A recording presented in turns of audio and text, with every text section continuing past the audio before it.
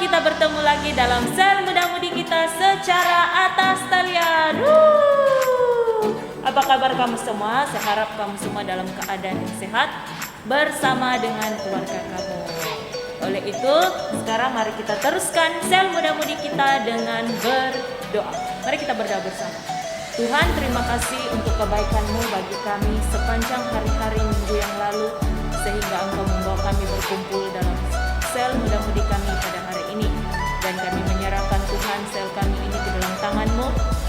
Biarlah kiranya Engkau campur tangan Tuhan, supaya ketika kami ya Tuhan mengikuti sel ini, kami juga dapat merasakan hadirat-Mu walau dimanapun kami berada. Dan Tuhanlah yang juga memberikan kami rangkaian internet yang baik, supaya Tuhan kami dapat mengikuti sel ini dari awal bahkan sehingga akhir ya Tuhan. Terpuji, termulialah nama-Mu. Dalam nama Tuhan Yesus kami berdoa. Amin. Nah, sekarang kita masuk di dalam ruangan icebreaker. Oke, icebreaker kita adalah sambungan daripada icebreaker yang saya pernah bawa Tuari, yaitu tentang soalan-soalan dalam Alkitab Kejadian. Seperti yang telah pun diberitahukan oleh pemimpin kamu, apakah yang harus kamu bacakan, dan ini adalah soalannya. Jadi seperti biasa, saya akan membacakan soalannya, dan di dalam screen akan dipaparkan pilihan-pilihan jawaban A, B, C, D. Jadi kamu hanya tinggal pilih A, B, atau C, atau D. Oke, boleh? Jadi tidak ada demo ya, kita teruskan saja. Ada 10 soalan.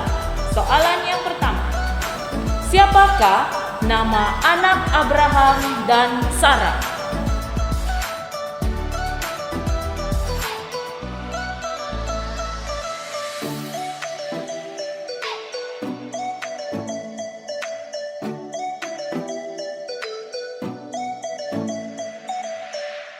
Jawabannya adalah B, Ishak. Yang kedua, berapakah umur Abraham ketika anaknya itu lahir?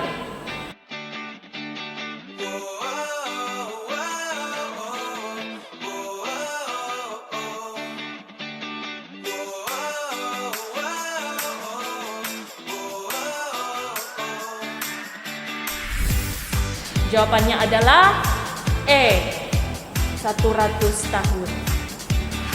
Yang ketiga, siapakah nama istri Ishak?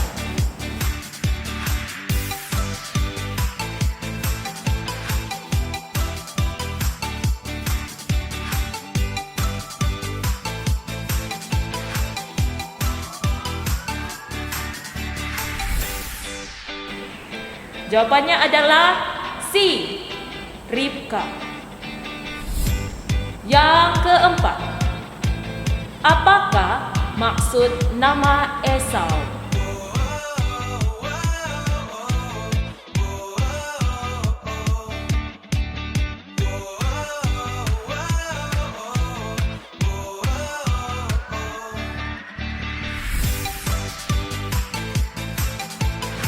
Jawabannya adalah D, berburu. Yang kelima, apakah maksud nama Yakub? Yakub ini kembar si Esau. Apakah maksud namanya?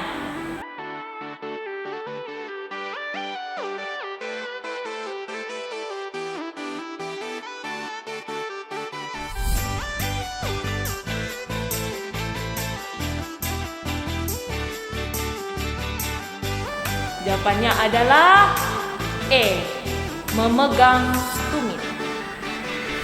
Yang keenam, Esau menjual hak kesulungannya kepada Yakub hanya untuk apa?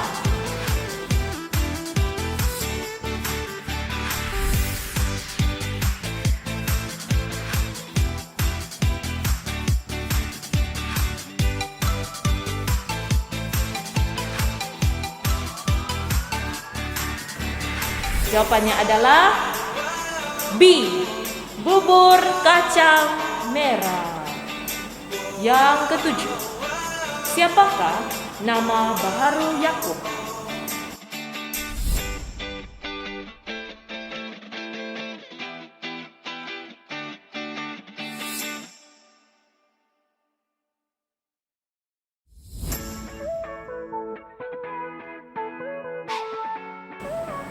Jawabannya adalah B, Israel. Yang ke-8, berapa orangkah anak Yakub?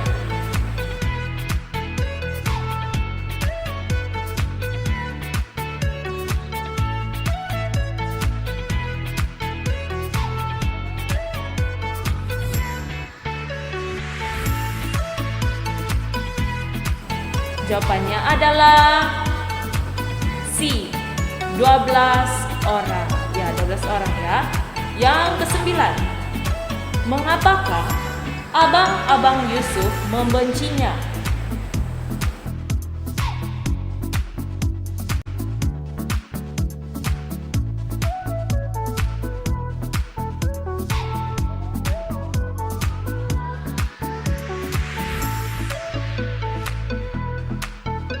Jawabannya adalah D, karena Yusuf lebih dikasihi dari semua saudaranya. Dan yang terakhir, soalan kita yang terakhir, kepada siapakah Yusuf dijual oleh abang-abangnya?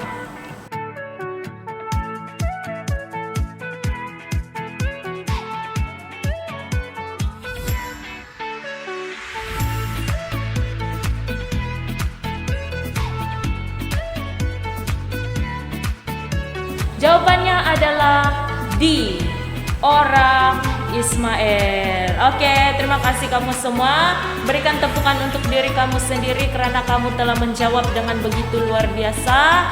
Dan mari kita teruskan dengan memuji dan menyembah kepada Tuhan. Haleluya.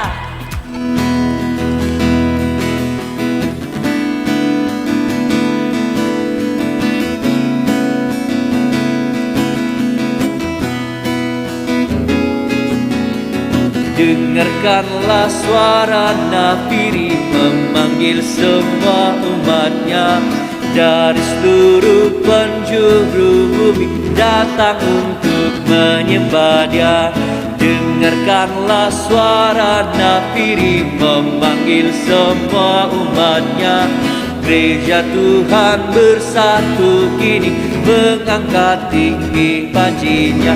Bersiap maju janganlah lengah, Yesus Panglima kita. Gunakan semua senjata Allah dalam kuasa Roh Kudus. Api kemuliaannya tercurah dari surga, penuhi kami semua. Bangkitlah gerejanya, api kemuliaannya tercurah dari surga.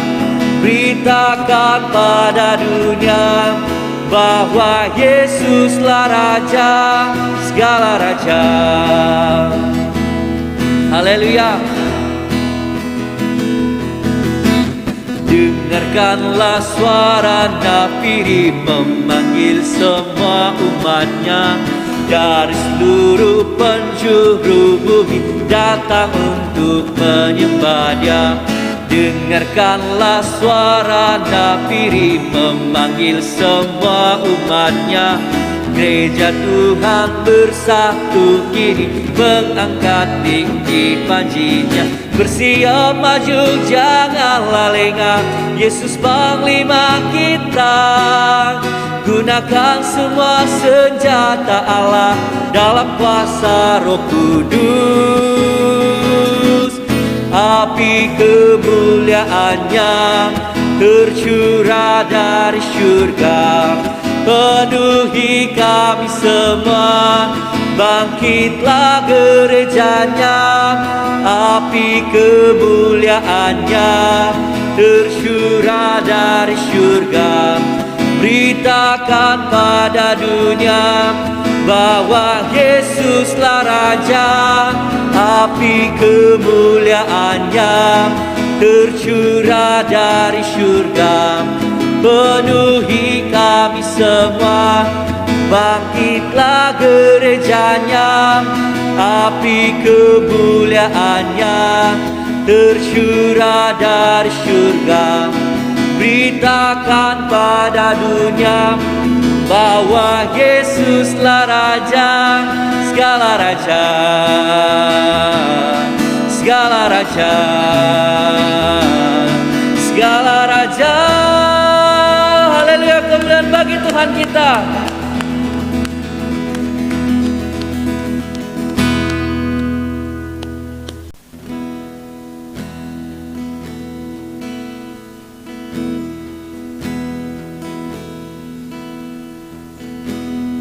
Bapa di surga, saat ini ya Tuhan, di dalam kerendahan hati kami bersyukur karena kami memiliki Allah yang baik, Allah yang setia, bahkan Allah yang selalu mendengarkan setiap seruan doa kami ya Tuhan.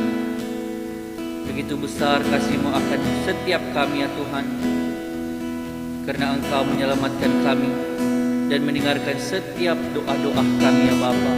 Terima kasih ya Tuhan, jadikan kami ya Bapa rumah doa-Mu, jadikan kami ya Tuhan mesbah doa-Mu ya Bapa. Haleluya Tuhan.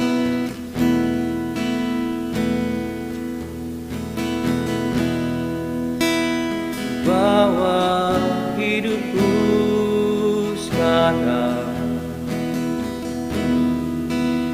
ke tempat kudus-Mu Tuhan.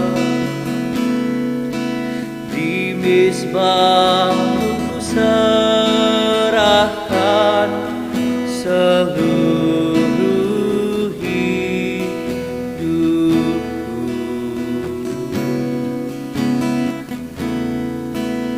Penuhi hatiku sekarang dengan urapan yang baru, agar aku lebih lagi mendengar suara-Mu.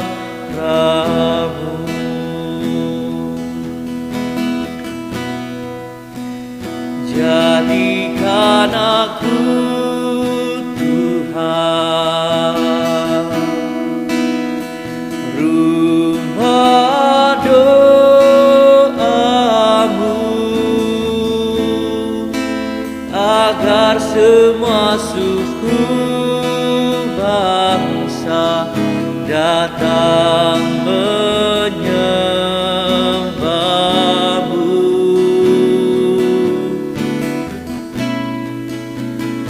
Jadikan aku Tuhan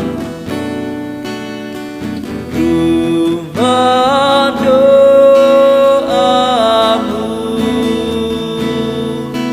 agar semua suku bangsa datang menyembah-Mu.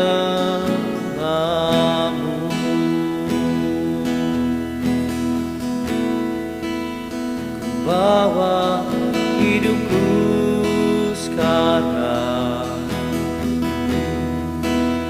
ke tempat kudus-Mu Tuhan. Di mezbah-Mu ku serahkan seluruh hidupku.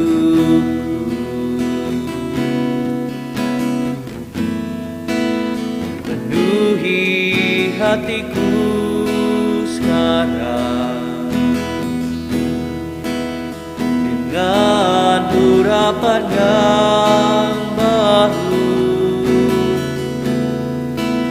agar aku lebih lagi mendengar suara-Mu.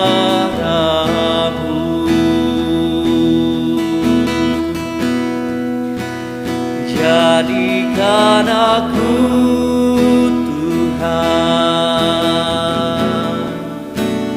rumah doa-Mu,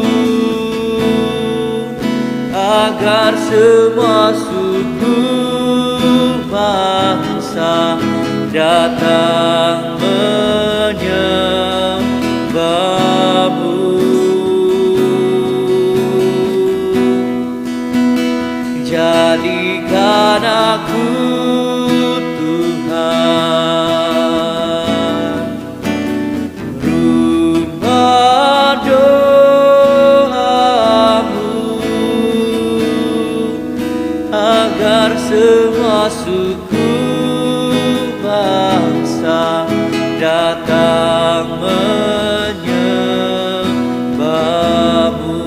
kita nyanyikan bersama. Jadikan aku Tuhan rumah doamu, agar semua suku bangsa datang menyembahmu.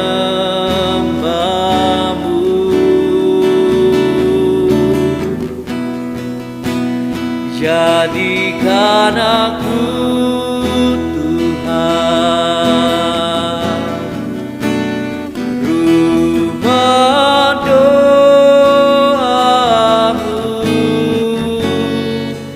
agar semua suku bangsa datang menyembahmu,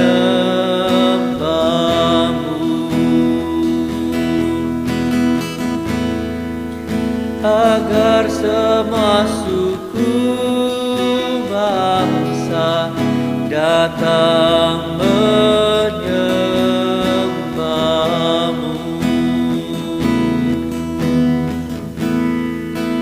agar semua suku bangsa datang menyembahmu.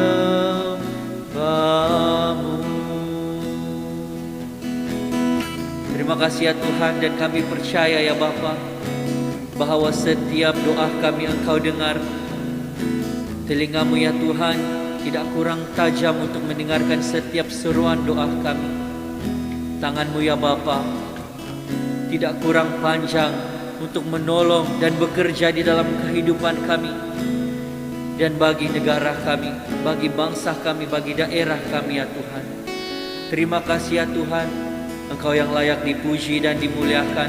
Terimalah ya Tuhan persembahan penyembahan kami kepadamu ya Bapa. Segala ucapan syukur, hormat dan kemuliaan hanya bagimu, hanya bagi Yesus Kristus Tuhan dan Juru Selamat kita. Bersama kita katakan amin. Haleluya. Berikan kemuliaan bagi Tuhan kita. Haleluya.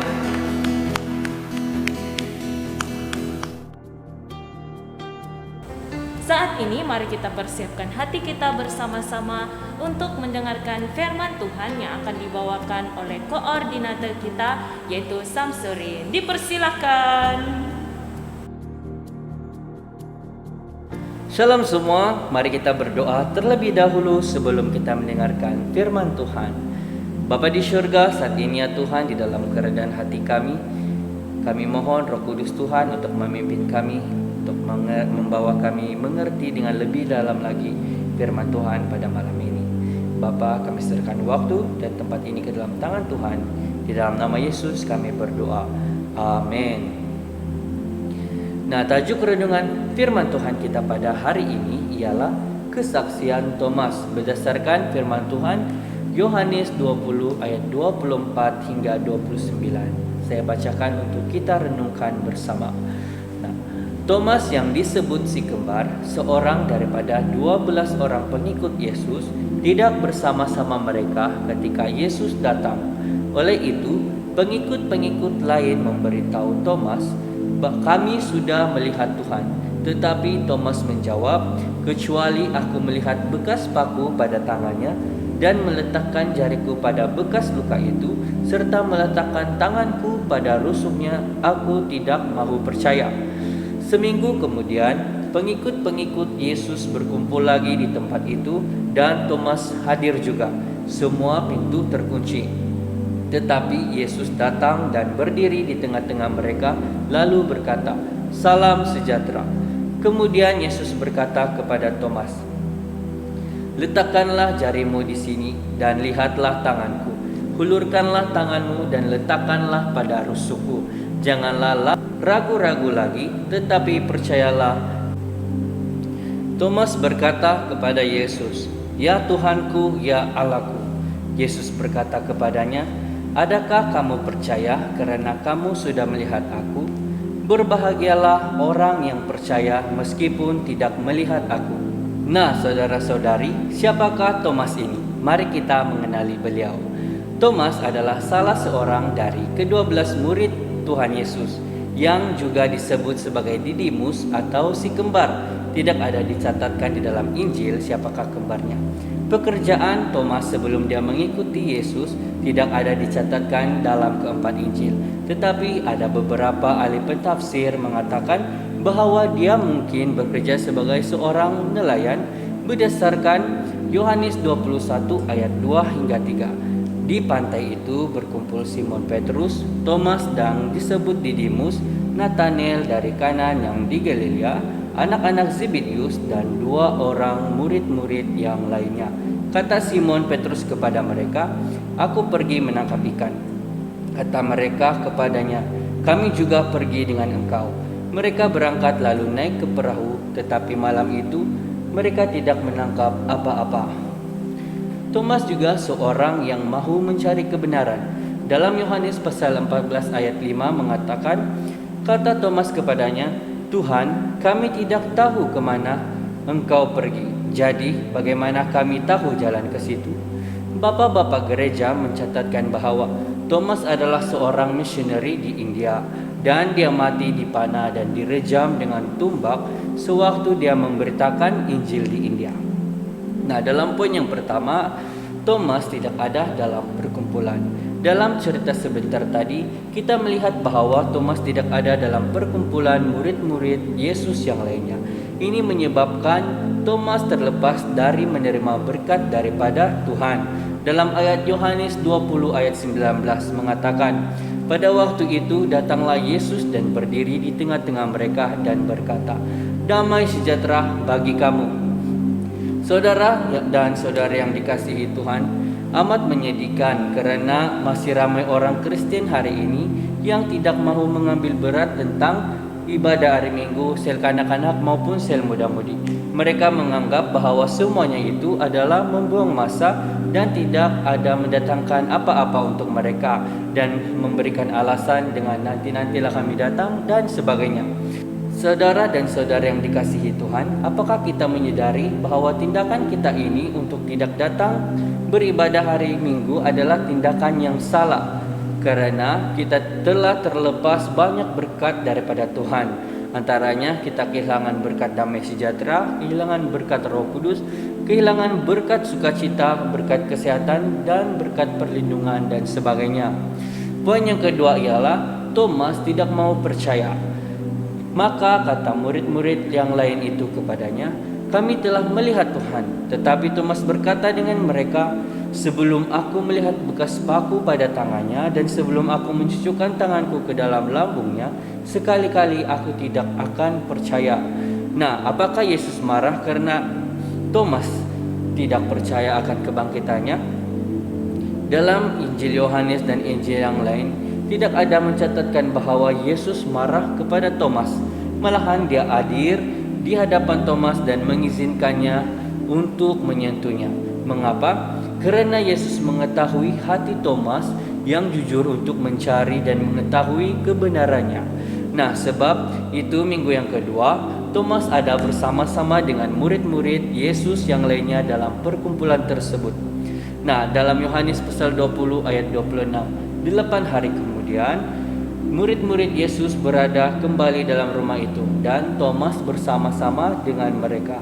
Nah, saudara dan saudara yang dikasihi Tuhan, pada masa pandemik ini, ramai orang telah memberi kesaksian, tetapi kita harus menjadi seorang yang seperti Thomas, yang bukan mudah menerima sebelum kita sendiri melihat kebenarannya dalam Alkitab.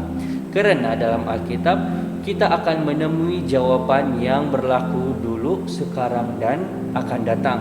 Ingat, iblis itu licik. Dia boleh menggunakan siapa saja untuk memberi kesaksian yang penuh dengan kebohongan dan sebagainya. Tetapi Alkitab memberikan kebenarannya kepada kita. Nah, poin yang ketiga ialah Thomas tersungkur di hadapan Tuhan Yesus. Thomas menjawab dia, "Ya Tuhanku, ya Allahku." Nah, seorang yang meragui atau tidak percaya tentang kebangkitan Tuhan Yesus menjadi seorang yang sangat percaya kepada Tuhan Yesus dan menjadi murid yang sejati. Orang tidak akan bersedia mati untuk sesuatu kalau mereka tidak yakin sepenuhnya tentang kebenarannya. Thomas menemui kebenaran tersebut dan dia bersedia mati untuk Tuhan. Dia mati, dipanah dan direjam dengan tombak sewaktu dia memberitakan Injil di India. Nah, saudara dan saudari yang dikasihi Tuhan, bagaimana dengan kita? Apakah hati kita benar-benar tersungkur di hadapan Tuhan saat kita datang menyembah kepadanya? Apakah hidup kita benar-benar telah diubah saat kita menerima Dia sebagai Tuhan dan penyelamat kita? Orang yang telah diubah pasti hidupnya senantiasa setia, beribadah dan melayani Dia.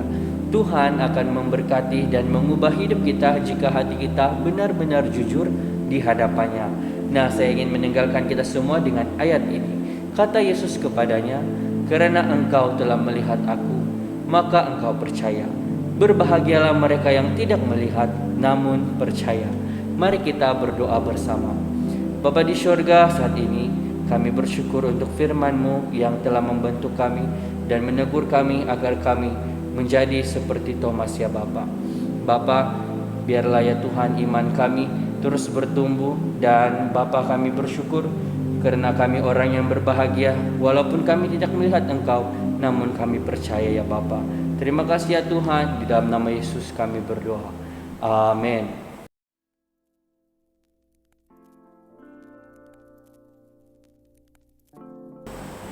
Oke semua, kita masuk di dalam ruangan pengumuman. Pengumuman yang pertama, berita baik untuk Anda semua. Saya kasih tahu lagi satu kali lagi lah, yaitu mulai minggu ini, yaitu 10 hari bulan 10 2021, kita telah mula mengadakan kebaktian dalam bangunan gereja, dan itu hanya terhad kepada 50 orang sahaja ya, dan hanya yang lengkap 2 dos vaksin sahaja yang boleh masuk ke dalam gereja. Oleh itu, saya mendorong bagi semua muda-mudi, silalah mendaftar jika Anda memenuhi setiap syarat-syarat tersebut ya. Yang kedua adalah mengenai muda-mudi kita, yaitu masih diteruskan pada minggu hadapan. Jadi bawa lebih ramai adik-beradik, rekan-rekan kamu ya. Dan yang terakhir adalah mengenai sel kanak-kanak, yaitu pada setiap hari Ahad jam 1 petang di channel YouTube. Sila dorong adik-adik kamu, cousin-cousin kamu, saudara-saudara kamu yang lain untuk turut bersama. Oke?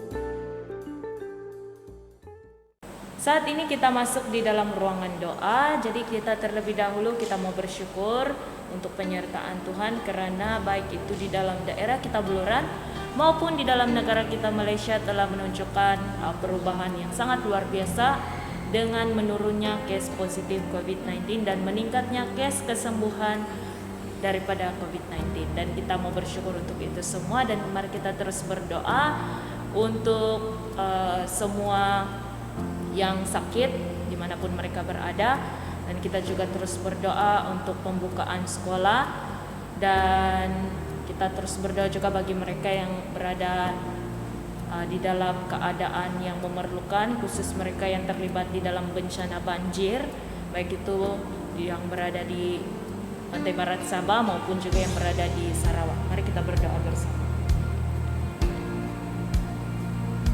Tuhan, kami sangat bersyukur untuk kebaikan Tuhan. Kami telah melihat penyertaan-Mu yang luar biasa, di mana Tuhan, baik itu di dalam daerah kami Beluran sendiri, bahkan di dalam negara kami Malaysia telah menunjukkan penurunan ya Tuhan case positif COVID-19 dan juga peningkatan kesembuhan ya Bapa daripada sakit penyakit COVID-19 ini. Kami bersyukur untuk semua itu karena Engkau telah mendengar setiap doa kami, dan Tuhan, Engkau telah campur tangan di dalam segala apapun ya Bapa yang terjadi di dalam daerah kami Beluran, bahkan di dalam negara kami Malaysia. Dan saat ini kami juga terus membawa mereka yang juga sedang sakit, baik itu mereka yang sakit akibat COVID-19 ini ataupun sakit penyakit yang lain dimanapun mereka berada. Kiranya Engkau Tuhan yang memberikan kesembuhan ke atas tubuh badan mereka. Dan kami juga terus berdoa ya Bapa untuk rancangan pembukaan sekolah, baik itu dari peringkat rendah bahkan sampai ke peringkat-peringkat tinggi. Kiranya Tuhan akan campur tangan supaya semua proses ya Tuhan penyediaan semua berjalan dengan lancar. Dan kami juga terus mendoakan bagi mereka yang terjejas akibat banjir ya Bapa, baik itu yang berada di kawasan pantai barat Sabah, bahkan yang berada di kawasan Sarawak kami mau serahkan pada Tuhan. Kiranya Engkaulah yang menolong mereka ya Bapa, memberikan kekuatan bagi setiap mangsa-mangsa banjir. Dan kami juga terus berdoa untuk semua pasukan penyelamat ya Bapa, dan juga untuk semua penduduk di kawasan berkenaan, supaya mereka senantiasa aman dalam perlindungan Tuhan. Kami berdoa supaya proses mencari dan menyelamat itu ya Tuhan akan berjalan dengan lancar, dan mereka dapat dipindahkan ke tempat yang selamat bagi mereka. Dan kami berdoa juga untuk semua keperluan, baik itu perubatan, keperluan pribadi, makan, minum, Tuhan Engkaulah yang mencukupkan. Terima kasih Tuhan untuk semua ini. Kami serahkan ke dalam tangan-Mu. Kami di dalam dan di atas nama Tuhan Yesus kami sudah berdoa dan bersyukur. Amin. Mari kita doa Tuhan bersama. Bapa kami yang di syurga, dikuduskanlah nama-Mu, datanglah kerajaan-Mu, jadilah kehendak-Mu di bumi seperti di syurga. Berikanlah kami pada hari ini makanan kami sehari-hari. Ampunilah kami akan dosa-dosa kami seperti kami juga mengampuni orang yang bersalah kepada kami. Janganlah membawa kami ke dalam pencobaan, tetapi lepaskanlah kami daripada yang jahat, karena Engkaulah yang mempunyai kerajaan, kuasa dan kemuliaan, sekarang dan selama-lamanya. Amin. Oke semua, bye-bye. Jumpa pada minggu hadapan.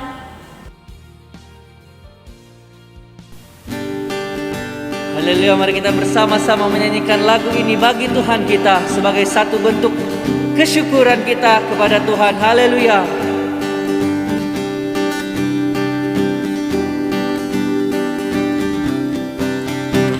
Bersyukurlah pada Tuhan, kasih-Nya kepada kita. Dia baik, Dia sungguh baik, kasih-Nya kepada kita. Nyanyi puji, nyanyi puji. Selamanya Dia berkuasa, selamanya Dia Allah, selamanya Dia mulia, selamanya, selamanya, selamanya Dia berkuasa, selamanya Dia Allah, selamanya Dia mulia, selamanya, selamanya. Dari terbit matahari, kasih-Nya kepada kita. Dia setia, Dia sungguh setia, kasih-Nya kepada kita. Nyanyi puji, nyanyi puji. Selamanya Dia berkuasa, selamanya Dia Allah, selamanya Dia mulia, selamanya, selamanya, selamanya Dia berkuasa, selamanya Dia Allah, selamanya Dia mulia, selamanya, selamanya bersama. Selamanya Dia berkuasa, selamanya Dia Allah, selamanya Dia mulia, selamanya, selamanya, selamanya Dia berkuasa, selamanya Dia Allah, selamanya Dia mulia, selamanya, selamanya, selamanya, selamanya, selamanya, selamanya. Haleluya, kemuliaan bagi Tuhan kita selama-lamanya.